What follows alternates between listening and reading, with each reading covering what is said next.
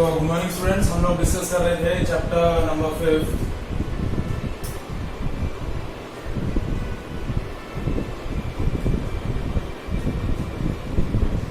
Language of class 3। बेटा मैंने कल आपको वो कोऑर्डिनेटर का पीडीएफ भी मंगवाया था, भेजा नहीं दर्शन आपने?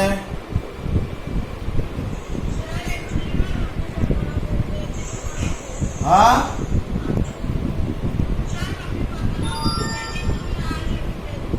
ठीक है बेटा, ठीक है, भेज देना, आ जाना, भूलना नहीं बेटा। अभी 11-12 बजे तक भेज देना प्लीज। हाँ सो लास्ट सेशन के अंदर हमने डिस्कस किया बेटा ions, types of ions and the valency of elements. देखिए वो जो टेबल कल हमने डिस्कस किया था, वो टेबल आपको बहुत ही अच्छे तरीके से लर्न होनी चाहिए। Symbols of atoms and there respective valencies, symbols of ion and there respective valencies. जब तक ये याद नहीं होगा तब तक हमारा जो नेक्स्ट आज हम जो डिस्कस करने वाले हैं, how to write the chemical formula of substance, how to write chemical formula of substance. ठीक है, केमिकल फॉर्मूला ऑफ सब्सटेंस कैसे लिखते हैं आज हम वो डिस्कस कर रहे हैं। बट उसके लिए सिंबल्स ऑफ एलिमेंट्स आपको प्रॉपरली लर्न होने चाहिए। सेकंड, उनकी रेस्पेक्टिव वैलेंसी लर्न होनी चाहिए। Symbols of ions along with their charge, ये अच्छे से लर्न होने चाहिए। जब तक ये तीनों पॉइंट्स यदि आपको लर्न नहीं है, आप केमिकल फॉर्मूला नहीं लिख पाएंगे। अब सबसे पहले इसके अंदर क्या स्टेप होता है, how to write the chemical formula of substance. कैसे लिखते हैं केमिकल फॉर्मूला ऑफ सब्सटेंस? सबसे पहला पॉइंट होता है right the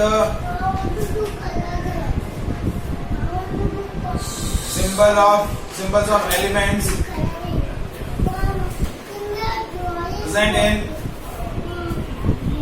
name of the compound.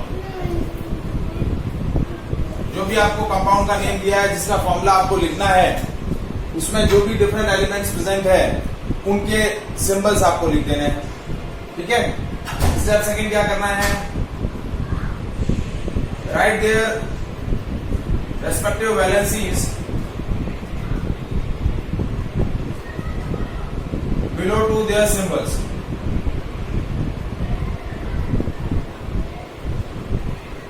उनके सिंबल्स लिखने के बाद उनकी जो रेस्पेक्टिव वैलेंसीज हैं वो उनके सिंबल्स के नीचे आपको लिख देनी है। Then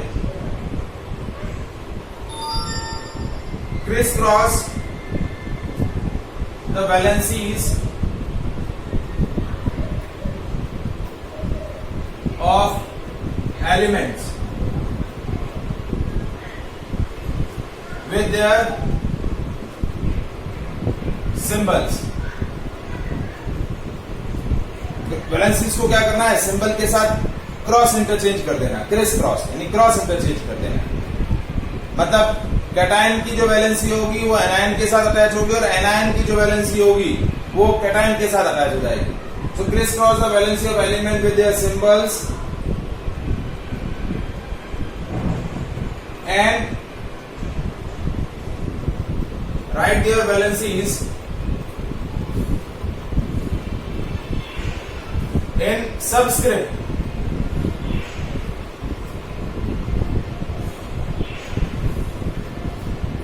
Write their valencies in subscript of symbols of element। जो एलिमेंट्स के सिंबल है उनके साथ उनकी वैलेंसीज को, क्रिस क्रॉस वैलेंसीज को क्या लिखना है, सबस्क्रिप्ट के अंदर लिखना है। सबस्क्रिप्ट मतलब सिंबल के नीचे छोटी सी जो प्लेस होगी उसके नीचे आपको क्या लिखना है, उनकी रेस्पेक्टिव वैलेंसीज को लिखना है। देखिए मैं ये जो 3 स्टेप्स हैं अब उनको प्रैक्टिकली आपको एक्सप्लेन कर रहा हूं। जैसे आपका कंपाउंड है, जैसे कैल्शियम क्लोराइड, क्या है, कैल्शियम क्लोराइड। जैसे इसका फॉर्मूला आपको लिखना है फॉर एग्जांपल, तो देखिए कैल्शियम क्लोराइड के अंदर 2 एलिमेंट है, कैल्शियम और क्लोरीन। तो कैल्शियम का सिंबल लिखेंगे Ca, क्लोरीन का सिंबल लिखेंगे Cl। फिर इनकी जो रेस्पेक्टिव वैलेंसीज है वो इनके सिंबल्स के नीचे लिख दीजिए। कैल्शियम की वैलेंसी 2 है, क्लोरीन की वैलेंसी 1 है। फिर इनकी वैलेंसीज को क्रिस क्रॉस कर दीजिए इनके सिंबल्स के साथ। तो कैल्शियम के साथ आएगा 1 और क्लोरीन के साथ आएगा 2, Ca1 Cl2। अब 1 को लिखने की जरूरत नहीं है, तो इसको फॉर्मूला क्या हो जाएगा, CaCl2। क्या आ जाएगा, CaCl2। So that is a chemical formula of calcium chloride. That is the formula of calcium chloride. जैसे नेक्स्ट फॉर्मूला देखिए, जैसे लिखना है मैग्नीशियम हाइड्रोक्साइड। तो देखिए मैग्नीशियम का सिंबल Mg, हाइड्रोक्साइड का सिंबल OH। ठीक है, अब मैग्नीशियम की वैलेंसी 2 है, हाइड्रोक्साइड की वैलेंसी 1 है। ठीक है, क्रॉस इंटरचेंज किया, मैग्नीशियम के साथ आ जाएगा 1, तो 1 को लिखने की जरूरत नहीं है, 1 वैलेंसी को सबस्क्रिप्ट में लिखने की जरूरत नहीं है। OH, अब ये OH2 ऐसे नहीं लिखेंगे, OH को पहले आप पैरेंथेसिस के अंदर इनक्लोज करेंगे, क्योंकि वो क्या है, ग्रुप ऑफ एटम्स है। तो ग्रुप ऑफ एटम्स जब आपका रहता है, यदि कोई ऐसा कैटायन और एनायन है which is group of atom, तो इस तरीके से आप क्या करेंगे, पैरेंथेसिस में इसको कवर्ड करेंगे और फिर 2 लगा देंगे। यदि आप इस तरीके से लिखेंगे तो ये 2 जो है वो H के साथ ही काउंट होगा, O के साथ नहीं काउंट होगा। तो O और H दोनों के साथ 2 काउंट होना चाहिए, तो इसलिए पहले इस OH को पैरेंथेसिस में इनक्लोज करेंगे और फिर इस तरीके से 2 लगाएंगे। सो this is the formula of magnesium hydroxide. Next देखिए,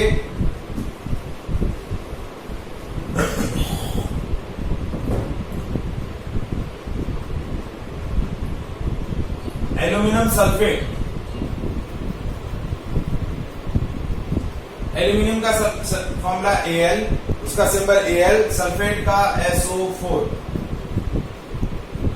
अब एल्यूमिनियम की वैलेंसी 3, सल्फेट की 2, एल्यूमिनियम की 3, सल्फेट की 2, क्रॉस इंटरचेंज किया, Al2 और SO4 को पहले पैरेंथेसिस में इनक्लोज करेंगे और फिर 3 लगाएंगे। आप यदि पैरेंथेसिस में क्लोज नहीं करेंगे तो क्या हो जाएगा, SO43। क्या हो जाएगा, SO43। तो पहले ग्रुप ऑफ एटम्स को पैरेंथेसिस में इनक्लोज करेंगे और फिर, तो ये हो जाएगा एल्यूमिनियम सल्फेट। नेक्स्ट है देखिए, अमोनियम कार्बोनेट। ठीक है, तो अमोनियम का सिंबल होता है NH4, कार्बोनेट का होता है, नहीं NH3 नहीं होता, NH4, कार्बोनेट का CO3। अमोनियम की वैलेंसी 1, कार्बोनेट की 2। अब क्रॉस इंटरचेंज किया, NH4 whole twice CO3। Whole twice करेंगे क्योंकि देखिए NH4 एक ग्रुप ऑफ एटम है, कैटायन है, which is group of atom, तो इसको पैरेंथेसिस में एनक्लोज किया, NH4 whole twice CO3। So this is ammonium carbonate.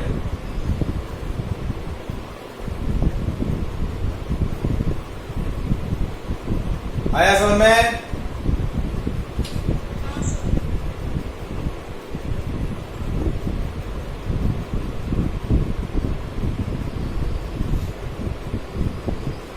Next देखिए,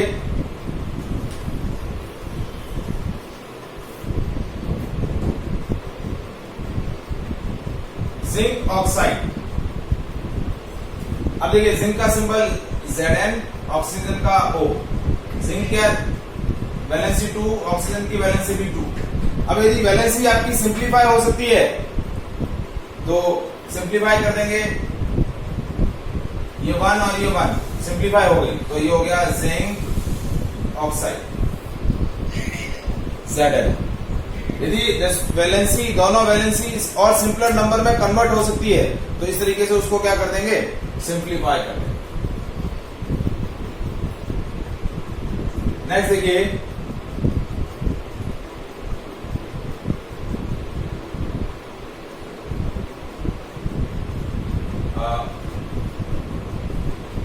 ferric oxide.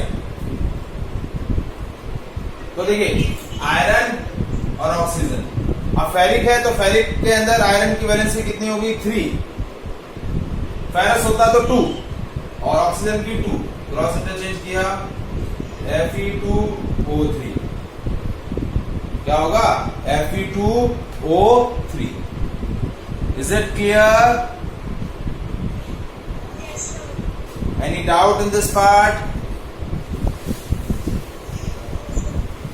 How to write the chemical formula?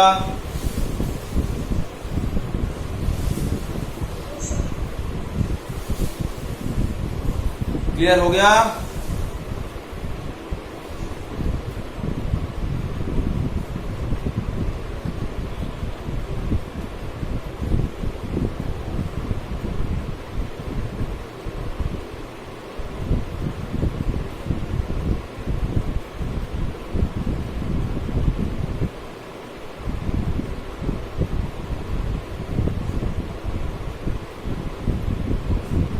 अब देखिए मैं और भी बहुत सारे एग्जांपल्स यहाँ यूज कर रहा हूं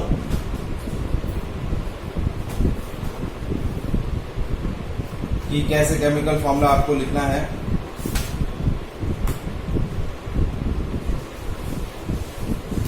नेक्स्ट देखिए,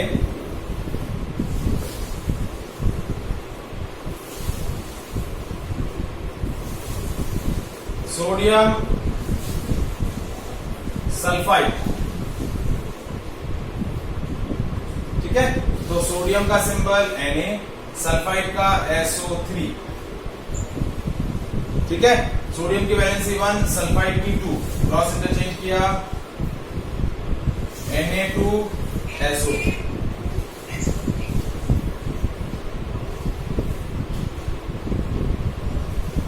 ठीक है, फिर आया मैग्नीशियम नाइट्राइड। देखिए मैग्नीशियम का सिंबल Mg, नाइट्राइड के लिए सिंबल हम यूज करेंगे N, ठीक है।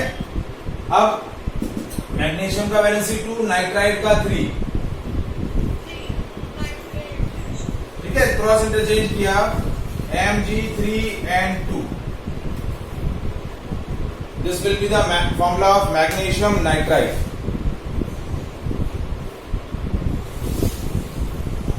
ठीक है, अब देखिए नेक्स्ट,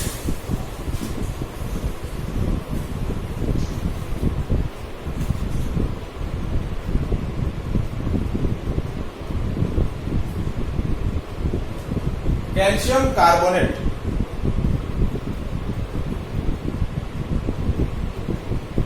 कैल्शियम का सिंबल Ca, कार्बोनेट का CO3, दोनों की रेस्पेक्टिव वैलेंसी 2 और 2, ये सिंप्लीफाई हो जाएगी 1 और 1, तो ये हो गया CaCO3, CaCO3, that is a formula of calcium carbonate। Next देखिए सोडियम हाइड्रोजन कार्बोनेट।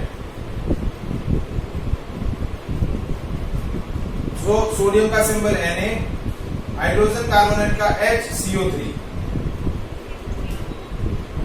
इसकी वैलेंसी 1, इसकी भी वैलेंसी 1, दोनों की वैलेंसी 1 1 रहती है, तो ये हो जाएगा NaHCO।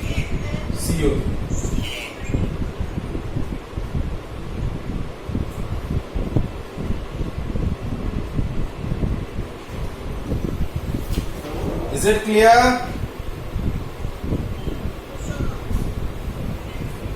ठीक है, एक लास्ट फॉर्मूला देखिए, कैल्शियम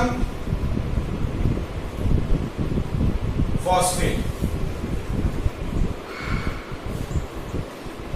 क्या है?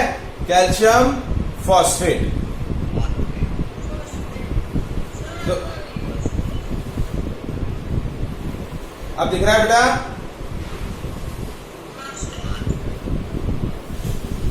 सो कैल्शियम फॉस्फेट, तो कैल्शियम का सिंबल Ca, फॉस्फेट का PO4, ये इसकी वैलेंसी 2, इसकी वैलेंसी 3, क्रॉस इंटरचेंज किया, Ca3PO4 whole twice,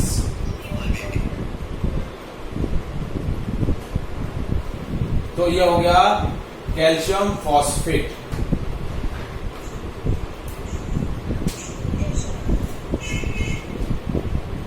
is it clear?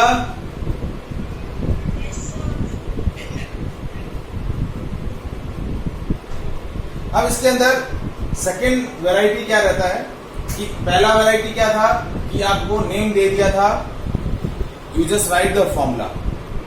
Second variety क्या पूछी जाती है कि आपको फॉर्मूला दिया हुआ है, now you just right the name. तो ये तो और इजी हो जाता है, फॉर्मूला देख के आप इजीली क्या कर सकते हैं, नाम लिख सकते हैं। क्या लिख सकते हैं? नाम लिख सकते हैं। सो जैसे आपको बोला, right the chemical name of following compounds. आपको नेम दिया हुआ है, आपको क्या करना है, उनका नेम लिखना है।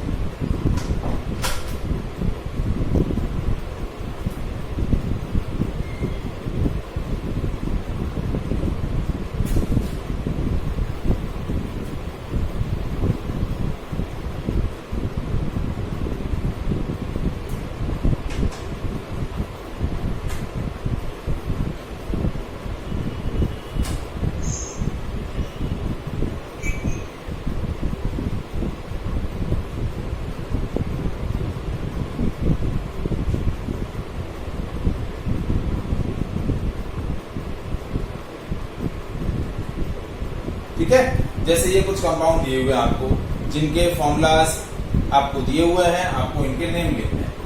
तो अब देखिए, सिंबल को देख करके आराम से हम उनका क्या लिख सकते हैं, नेम लिख सकते हैं। जैसे सोडियम है, ये क्लोरीन है, ये सोडियम, ये क्लोरीन, तो ये हो जाएगा। हमेशा क्या ध्यान रखना है, पहले नेम ऑफ कैटायन आएगा, देन नेम ऑफ एनायन, और उसके पीछे एक सफिक्स आ जाएगा IDE। क्या आ जाएगा? यदि कहीं कहीं जरूरत होगी तो सफिक्स आ जाएगा IDE, अदरवाइज सब जगह नहीं जरूरत होगी, कुछ कुछ जगह पर सफिक्स IDE की जरूरत होगी। जैसे ये NaCl है, तो इसको लिखेंगे सोडियम क्लोराइड। क्या लिखेंगे? Sodium chloride. इसको लिखेंगे एल्यूमिनियम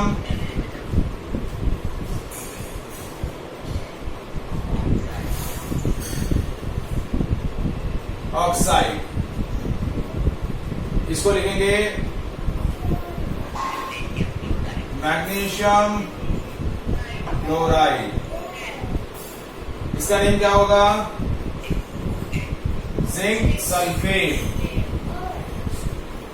ये जिंक, ये सल्फेट है, जिंक सल्फेट। ठीक है, देखिए नेम ऑफ एनायन, यदि आपको नेम ऑफ कैटायन याद है तो नेमिंग बहुत ही इजी हो जाएगा। ये आपको आईडी भी लगाने की जरूरत नहीं है, name of cation plus name of anion. ये है हाइड्रोजन क्लोराइड, ये हो जाएगा हाइड्रोजन सल्फेट। तो फॉर्मूला दिया हुआ है और उसे नेम लिखना है, तो ये प्रोसेस और भी इजी हो जाता है।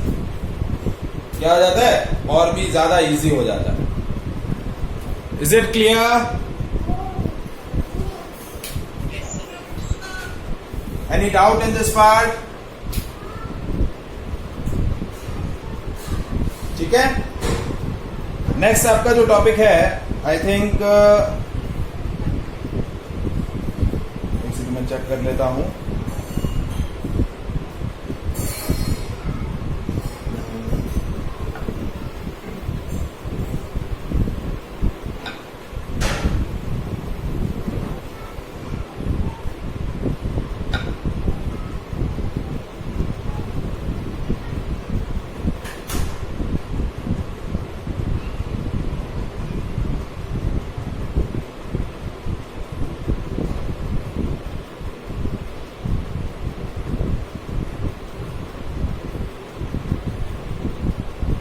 Chemical equation.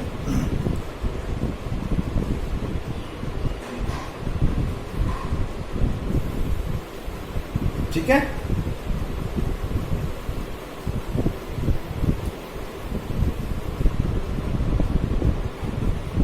ठीक है। So next is chemical equation and it's balancing.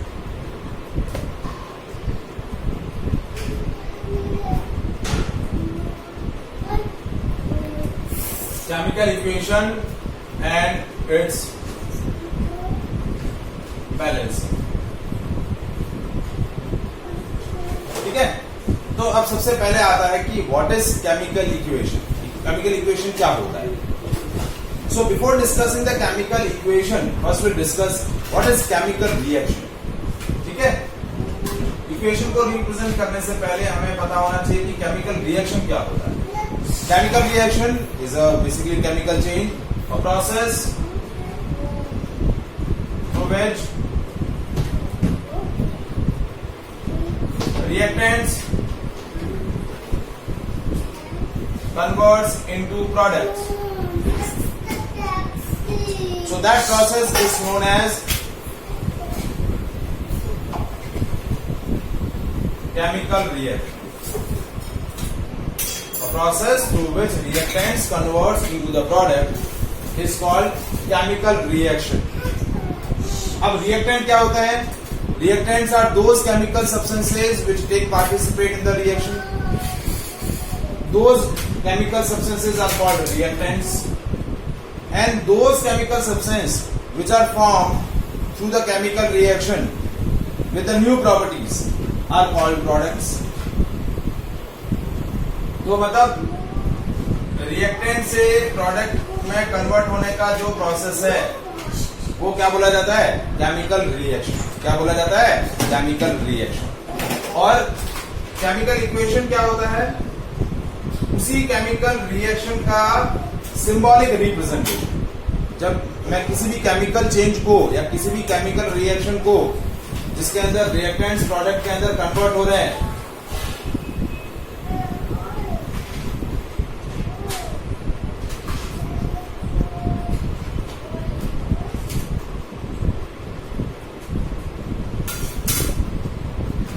इसके अंदर क्या हो रहे हैं? रिएक्टेंट्स जो है प्रोडक्ट में कन्वर्ट हो